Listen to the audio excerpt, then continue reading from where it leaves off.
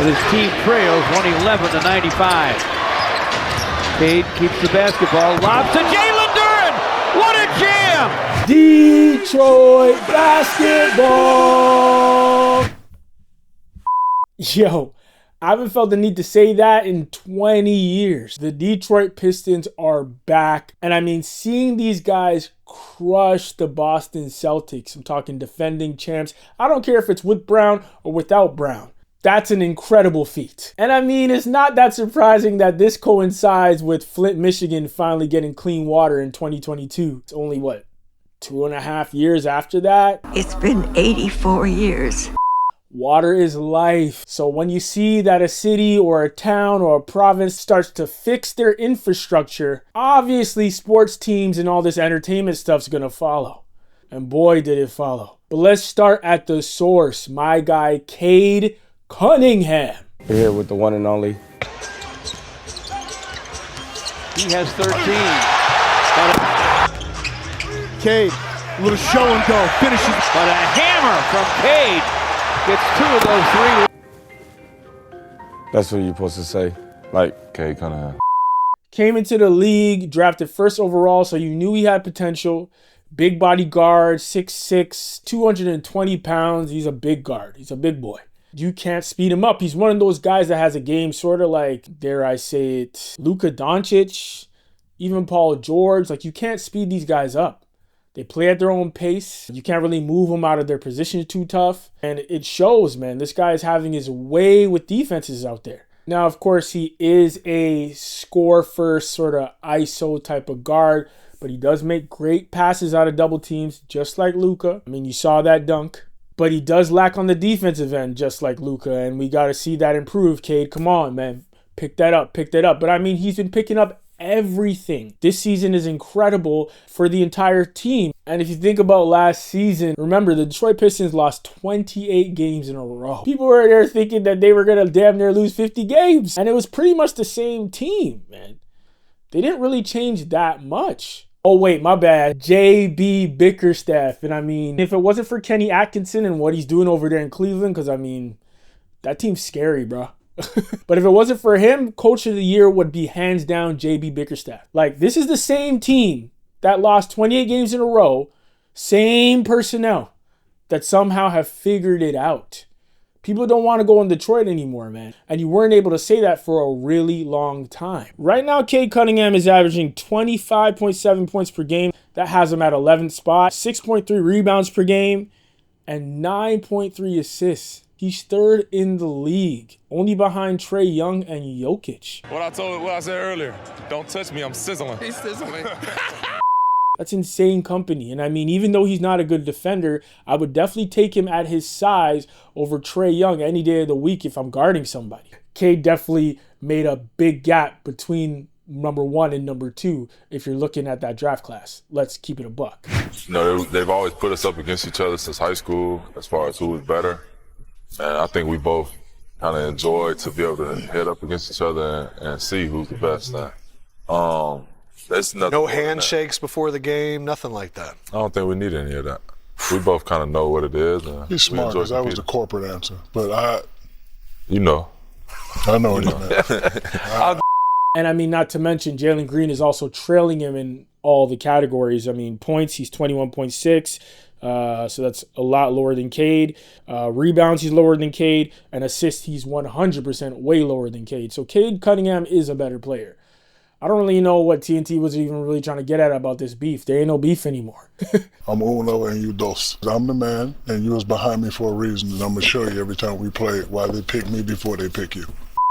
It's just absolutely crazy that I'm here in 2025 so geeked on the Detroit Pistons. And it's not just him. I mean, Tobias Harris, the guy that the Philadelphia 76ers fans were calling a fraud, they couldn't wait to get rid of him.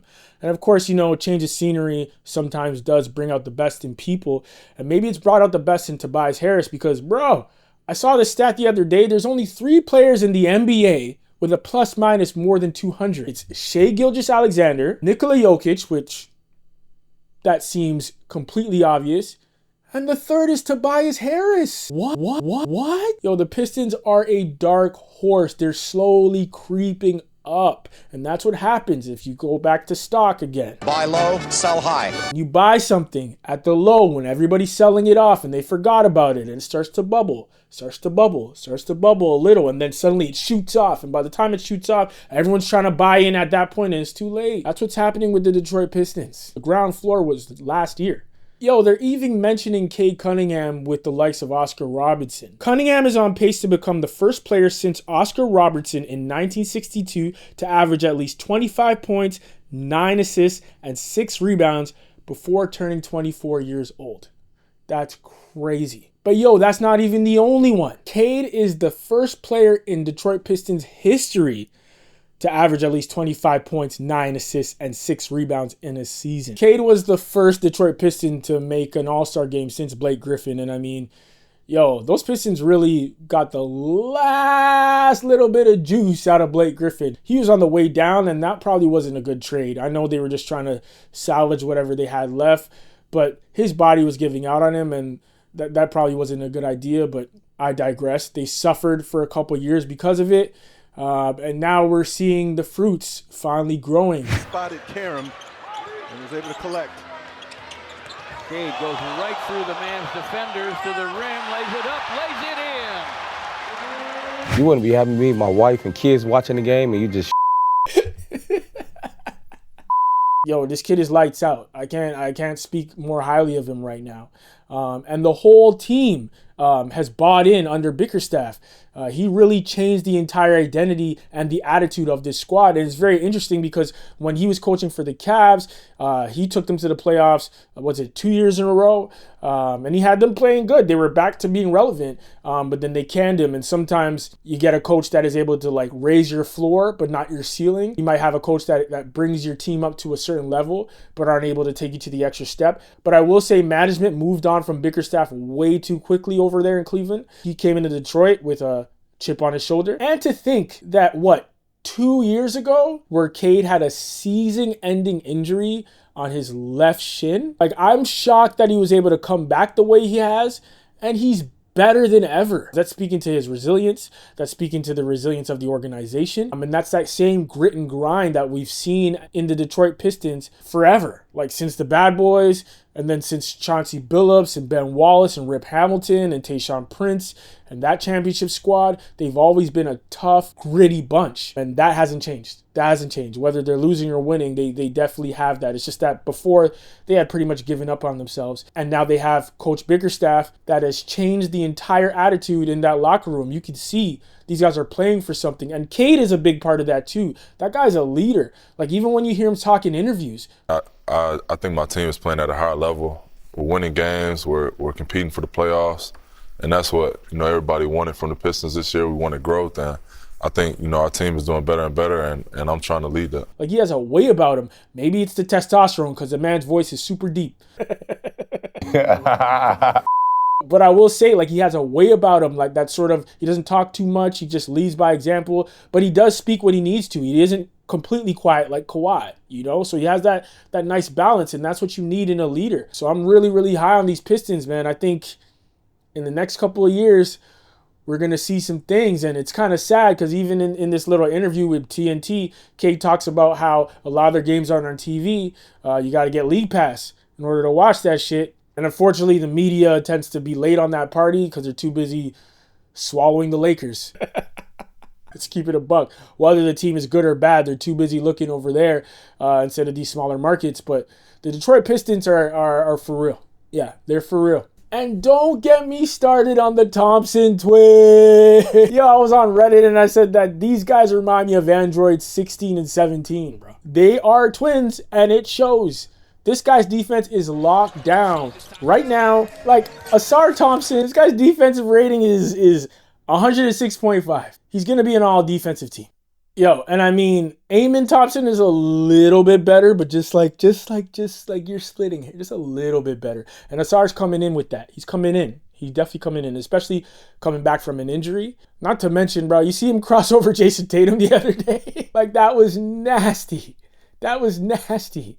I mean, this squad, even with Isaiah Stewart, bro. Remember him running around after LeBron James? Like, every team needs an enforcer. You know, that guy strikes fear in a lot of people's heart. Keep it a buck. Detroit has been on a winning streak. They've been playing great all year.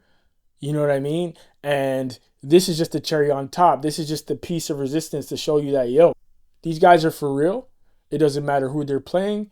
It doesn't matter if it's a bottom feeder team or if it's a championship team. And that's the difference with a lot of teams that are regular season versus teams that are great. Like if you look at the Cleveland Cavaliers, you look at the Boston Celtics, they beat the teams that are beneath them all the time.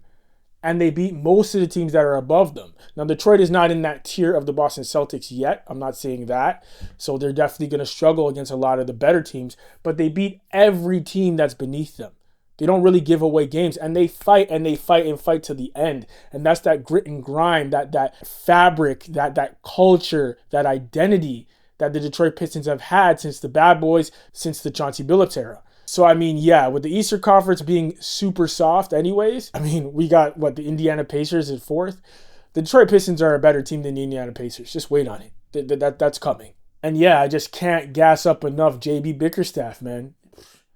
You did an incredible job.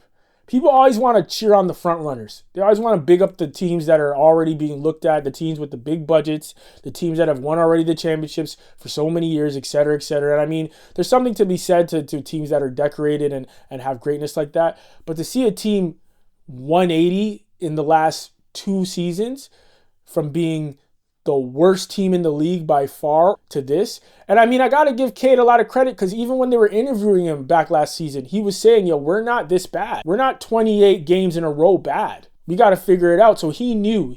So you could tell the belief was there in the locker room. They just had to figure it out. And JB Bickerstaff got these guys to figure it out.